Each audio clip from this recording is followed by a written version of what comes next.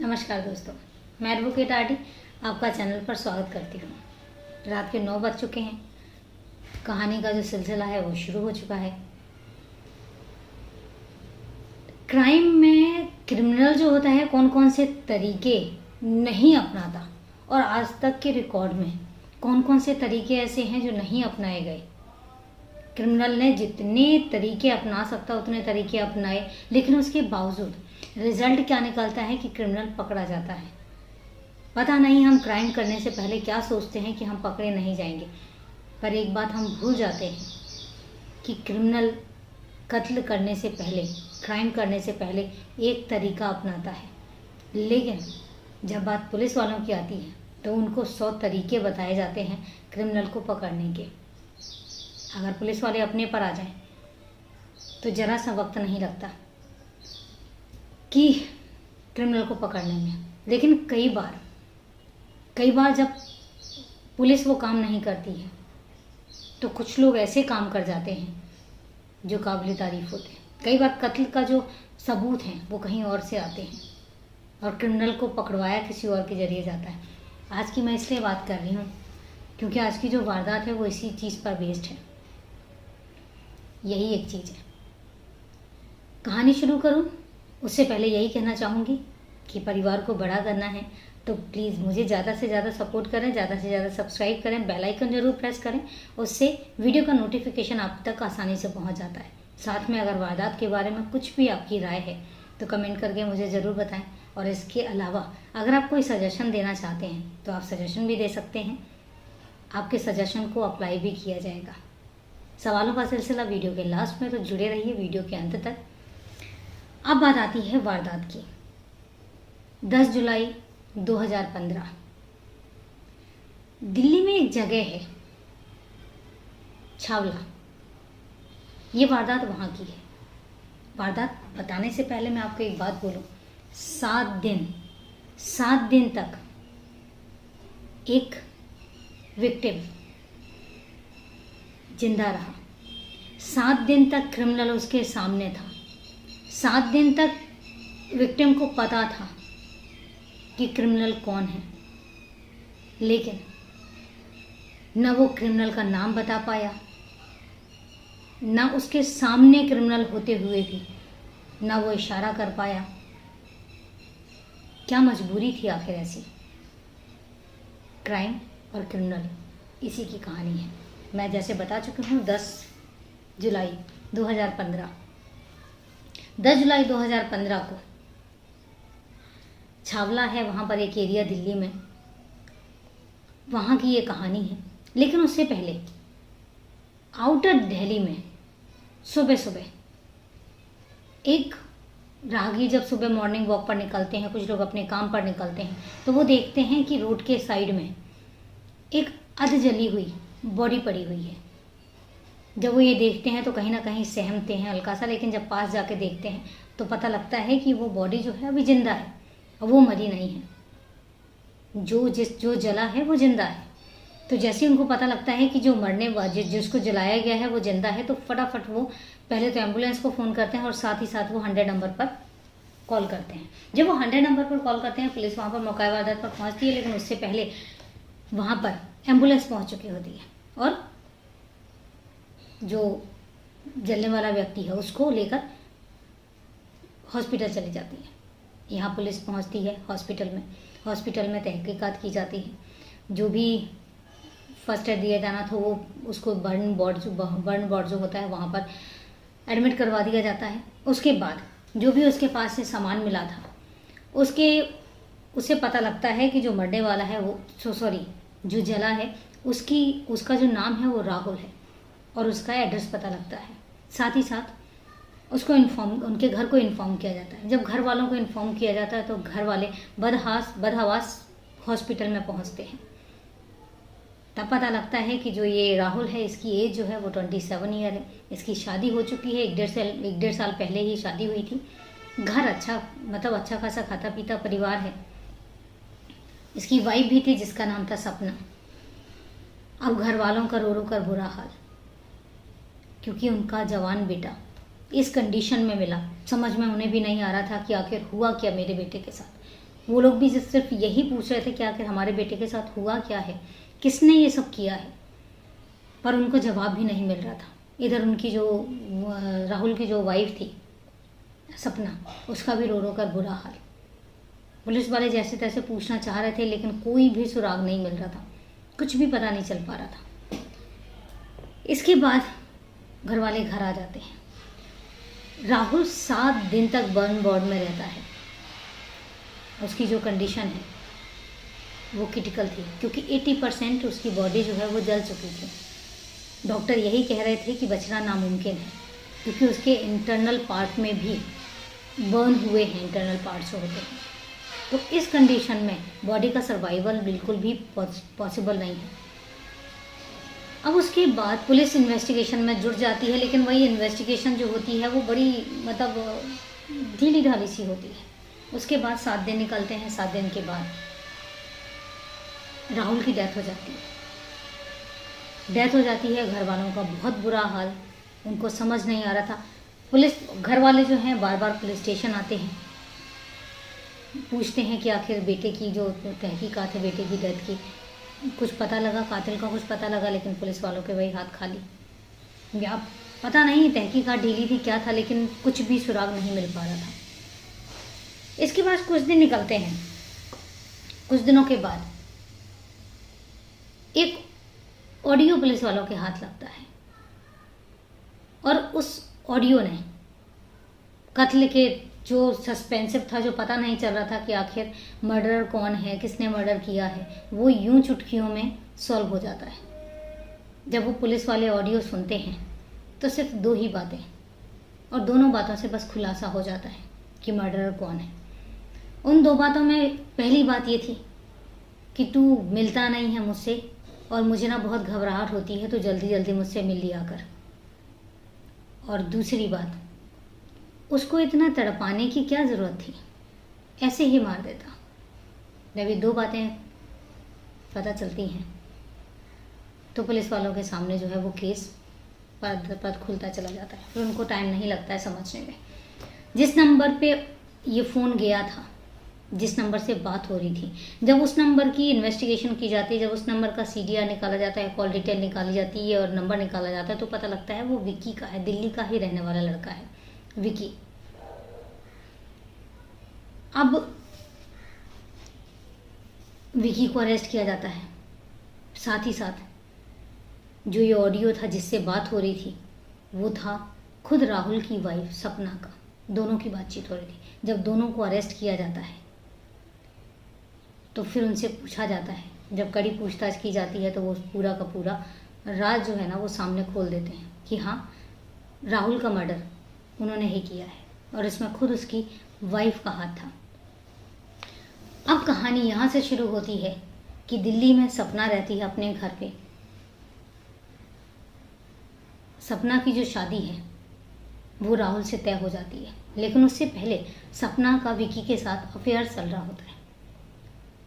Affair वो इतने serious होते हैं, लेकिन उसके बावजूद भी सपना जो है वो अपने घर वालों को विकी के बारे में नहीं बता पाती, या बताना नहीं चाहती। पता नहीं क्या उसके दिमाग में था, लेकिन वो विकी के बारे में अपने घर वालों को नहीं बताती। और यहाँ उसकी शादी जो है वो राहुल से हो जाती है। राहुल जो है अच्छे खासे संपन्न परिवार का लड़का है, अच्छी इनकम है उनकी, थोड़ा सा माइंड से थोड़ा सा हल्का सा कह सकते हैं कि कोई कमी थी, लेकिन चूंकि इनकम अच्छी थी, अच्छा कमा ले रहा था, तो इसलिए परिवार वालों ने भी इस चीज़ को नज़रअंदाज किया और सपना की शादी राहुल के साथ कर दी। शादी हो जाती है, 1-1.5 साल निकल जाते हैं। इन बिटवीन राहुल को भी पता चलता है, क्योंकि सपना जो है वो विकी से मिलना जुलना बंद नहीं करती है, उससे मिलती जुलती रहती है, उससे फ़ोन पर बात भी करती है। इन बिटवीन राहुल को भी पता लग जाता है कि आखिर इनका दोनों का अफेयर चल रहा है। जब उसको ये पता लगता है तो वो सपना को मना करता है। जब सपना को मना करता है तो सपना नहीं मानती है, और अब उसको ये लगने लग जाता है कि चूंकि अब राहुल को पता लग गया है तो अब वो अड़चने लगाएगा, वो मिलने से मना करेगा, तो मैं खुल के नहीं मिल सकती हूँ। उसके बाद उसने यही सेम चीज़ डिस्कस करी विकी से, और विकी और उन दोनों ने प्लान बनाया। अब उसके बाद वापस आते हैं ऑडियो पे। ऑडियो कैसे मिला, कैसे नहीं मिला। जिस दिन उसकी डेथ होती है उससे पहले, जिस दिन वो जलता है, जलने के बाद वो हॉस्पिटल में होता है, घर वाले एक चीज़ नोटिस करते हैं, और आप यकीन नहीं मानेंगे, ये जो ऑडियो है, ऑडियो लेकर कौन आया? खुद उसके ससुराल वाले। होता ही है, ससुराल वाले बताते हैं कि जिस दिन वो बर्न वार्ड में शिफ्ट था, उस दिन के बाद जैसे ही वो घर आते हैं, हॉस्पिटल में तो जो सपना है उसकी हालत बहुत बुरी थी, लेकिन जैसे घर आते हैं, घर आने के बाद थोड़ी देर में सपना जो है, सपना का बिहेवियर थोड़ा सा चेंज था। वो मतलब किसी का पति 1.5 साल शादी को हुए हैं, किसी का पति हॉस्पिटल में एडमिट है, 80% बर्न हो चुका है, डॉक्टर कहता है कि सर्वाइवल पॉसिबल नहीं है और उसका जीना पॉसिबल नहीं है। जब ये सब चीज़ें आपको सुनने को मिलती हैं, उसके बाद आप इतना नॉर्मल बिहेव नहीं कर सकते हो, तो घर वालों को डाउट होता है। और उन्होंने ये भी नोटिस किया कि सपना किसी से बात कर रही है, बहुत नॉर्मली बात कर रही है, ऐसे लग रहा है जैसे उसको कोई फ़र्क ही नहीं पड़ रहा है। यहाँ पर उनको डाउट होता है। उसके बाद वो क्या करते हैं, उसकी जो फादर इन लॉ होते हैं, वो साइलेंटली क्या करते हैं कि जो सपना के मोबाइल होता है, क्योंकि उस टाइम तक 2015 की बात है, मोबाइल अच्छे खासे आ चुके थे, तो सपना के जो फादर इन लॉ वो क्या करते हैं, चुपके से जो सपना का फ़ोन है उसको लेके, और उसमें जो ऑडियो रिकॉर्डर होता है कि आप कोई भी बात करेंगे, किसी भी तरह की बात करेंगे, किसी से भी बात करेंगे, तो वो ऑडियो रिकॉर्ड हो जाएगा, और वो बिना सपना को बताए ऑडियो रिकॉर्ड कर देते हैं, रिकॉर्डर ऑन कर देते हैं, और उसमें ऑटोमेटिकली ही रिकॉर्ड होता है। जैसे ही आपका कॉल आएगा, जैसे ही आप उसको ऑन करेंगे और बात करना शुरू करेंगे, तो वो ऑटोमेटिक रिकॉर्डर मोड पे चला जाता है, तो वो रिकॉर्डर ऑन कर देते हैं। अब जितनी भी सपना की बातें थी वो उसमें रिकॉर्ड होने लग जाती हैं, और उसके बाद थोड़े दिनों के बाद उसके फादर जो हैं वो फ़ोन लेते हैं, और फ़ोन लेने के बाद जब वो रिकॉर्डिंग सुनते हैं तो उनके पैरों तले ज़मीन खिसक जाती है। बातें बहुत सारी थीं, बातें बहुत टाइप की थीं। उधर वो जो विकी है, विकी उसको मिलने के लिए कहता है कि अब मुझे तुमसे मिलना है, तो सपना कहती है कि हाँ मिलेंगे, अभी थोड़ा सा ये 13वीं का सारा कुछ ये निपट जाए, उसके बाद मिलते हैं। देखिए अभी 13वीं हुई नहीं है, और इन बिटवीन की सारी बातें हैं जो उनके बीच में कन्वर्सेशन हो रही है। वहीं पर 2 बातें होती हैं। वो कहती है कि आखिर तुम ये बताओ कि तुमने उसको मारा कैसे। तब वो बताता है कि उस दिन शाम को मैं राहुल से मिला, तो मैंने राहुल को, चूँकि राहुल और विकी और उसके फ्रेंड्स के पास खुद सपना ने ही भेजा था, उसने ही बोला था कि जाओ, ये तुम्हें किसी काम के सिलसिले में लेकर जाना चाहता है, किसी से मिलवाना चाहता है। तो राहुल जो है वो विकी के साथ हो लिया। अब विकी बताता है कि मैं उसको पहले लेकर गया एक सुनसान सी जगह पे, वहाँ पे मेरे और भी फ्रेंड्स थे, हम सारे बैठे, फिर हमने ड्रिंक वगैरह की। उसको चूँकि बोला था कि काम के सिलसिले में, तो यहाँ वहाँ की बातें, काम की बातें करते रहे, और उसके बाद फिर मेरे दोस्त जो हैं वो चले जाते हैं। चूँकि मैं दोस्तों को अपने इन्वॉल्व नहीं करना चाह रहा था, इसलिए वो जब चले गए तो उसके बाद फिर मैंने इसको ड्रिंक की। हम लोगों ने ऑलरेडी बहुत ड्रिंक कर रखी थी, लेकिन मैंने सबसे ज़्यादा राहुल को ड्रिंक की थी, ताकि वो एक मदहोश सा, बिल्कुल बेहोश सा हो जाए, उसको होश ही ना रहे। और उसने इतनी ड्रिंक की कि उसको होश ही नहीं रहा। और उसके बाद मैं पेट्रोल लेकर गया था अपने साथ में, और मैंने पेट्रोल जो है वो उसके ऊपर छिड़का, और उसके बाद आग लगा दी। वो बहुत चीखा, बहुत चिल्लाया, लेकिन उसके बाद मैं वहाँ से चला आया। तो फिर सपना कहती है कि इतना तड़पाने की क्या ज़रूरत थी, उसको एक बार में ही मार देते, उसको इतना तड़पाया ही क्यों। तो वो कहता चलो, अब जो था प्लानिंग में जो था वो हो गया, क्या कर सकते हैं। ये ऑडियो था, उसके अलावा और भी ऑडियोज़ थे। तो जब इसको उसके फादर इन लॉ ये सब सुनते हैं तो उनके होश छोड़ जाते हैं कि मेरे ही घर का मेंबर, मेरे ही बेटे की बहू, मेरे बेटे की वाइफ इतना घिनौना षड्यंत्र भी रच सकती है। और वो फ़ोन लेते हैं और ऑडियो लेकर वो पुलिस के पास जाते हैं। जब पुलिस के पास जाते हैं, उनको सुनाते हैं, तो उसके बाद पुलिस जो है वो सपना और विकी को अरेस्ट कर लेती है। जब सपना से पूछा जाता है तो फिर सपना बताती है कि चूँकि मेरी प्लानिंग में यही था, मैं घर वालों को बता नहीं पाई थी, तो मेरी प्लानिंग में यही था कि पहले मैं एक बार शादी कर लूँ, शादी के बाद इस तरीके से जब उसकी डेथ हो जाएगी तो उसके बाद फिर मेरे पास ये ऑप्शन रहेगा कि मैं अपने मायके चले जाऊँगी, और मायके जाने के बाद फिर मैं विक्की से शादी कर सकती हूँ। तो इस तरीके उसकी मतलब एक घिनौनी जो योजना है वो इस तरीके की उसने योजना बनाई और इतनी घटिया योजना बनाई कि उसका कुछ कहा नहीं जा सकता। पुलिस जो है दोनों को अरेस्ट कर लेती है, चार्जशीट फाइल करती है और उसके बाद जो केस है वो कोर्ट में है। और सुनने में यह है, मुझे कंफर्म नहीं है, पता ये चला था कि उन दोनों को जो है वो उम्र कैद की सज़ा हुई है। बाकी अपील किया उन्होंने, नहीं किया, अभी इस चीज़ का अपडेट मेरे पास नहीं है। मैं सर्च कर रही हूँ, अगर मुझे मिलता है then definitely I will tell you. ये थी पूरी बात वहीं आती है कि पता नहीं लोगों के दिमाग में क्या चलता है और लोग कैसे कैसे तरीके अपनाते हैं। लेकिन वो एक चीज़ भूल जाते हैं कि चाहे वो जो मर्जी कर ले, क्राइम से बचने का कोई तरीका है ही नहीं और क्रिमिनल कभी भी बच ही नहीं सकता। इसलिए मैं यही कहूँगी कि क्राइम करने से पहले एक बार सोच लीजिए कि इसका अंजाम क्या होगा। सपने तो बहुत बड़े बड़े हम सजाते हैं, सपने तो ये भी थे कि सपना ने विक्की के साथ ज़िंदगी देखी थी, अब होगा क्या, उम्र कैद उसमें गुजारनी पड़ेगी और उसके बाद क्या होगा। अगर सपोज दैट जमानत पर रिहा भी हो गए तो उसके बाद कौन अपनाएगा उन्हें, कौन उन पर भरोसा करेगा। क्या विक्की उससे शादी कर लेगा बाद में? नहीं ना। तो क्या रहा ज़िंदगी का, एक जान से चला गया, 2 जेल में चले गए, बाकी इधर की घर वाले भी बर्बाद, उधर के घर वाले भी बर्बाद, सपना के मायके वाले भी ज़िंदगी भर बेइज्जती में सुनते रहेंगे। और यहाँ उसके जिनका बेटा गया राहुल, उनके पेरेंट्स बेचारे इकलौते बेटे को अपने खो दिया। तो कोई हल नहीं निकलता। हल निकालना था तो बेटर यही था कि सपना शुरू में बोल देती अपने पेरेंट्स को।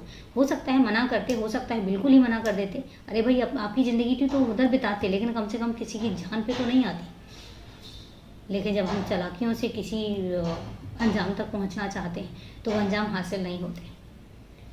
खैर, ये थी पूरी वारदात। अब बात आते हैं आज के सवाल पर। चूँकि मैंने पहले एक सवाल किया था आपसे कि सिंधु घाटी सभ्यता जो थी उसका बंदरगाह कहाँ पर था, तो मुझे राकेश पाटिल जी ने आंसर किया है कि लोथल में, और आंसर भी सही है। इसका आंसर है लोथल। तो थैंक यू राकेश पाटिल जी। और वो बहुत कॉन्टीन्यूसली मुझे कमेंट करते हैं और मैं बहुत मोटिवेट फील करती हूँ।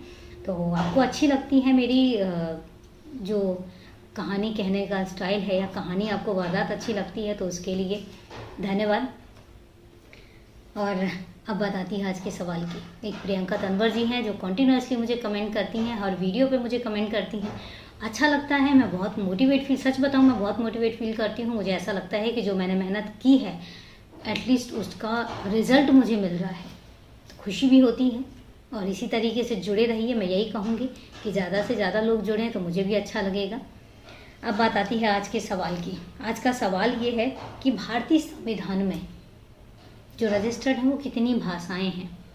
आपने सिर्फ उन भाषाओं की काउंटिंग बतानी है कि हमारे भारतीय संविधान में कितनी भाषाएं जो हैं वो रजिस्टर्ड है। कहानी का जो आंसर है, सवाल का जो आंसर है वो कल दिया जाएगा, कल के वीडियो में। तो चलिए दोस्तों, फिर मिलते हैं कल एक नई वारदात के साथ, एक नई कहानी के साथ। तब तक के लिए नमस्कार, जय हिंद।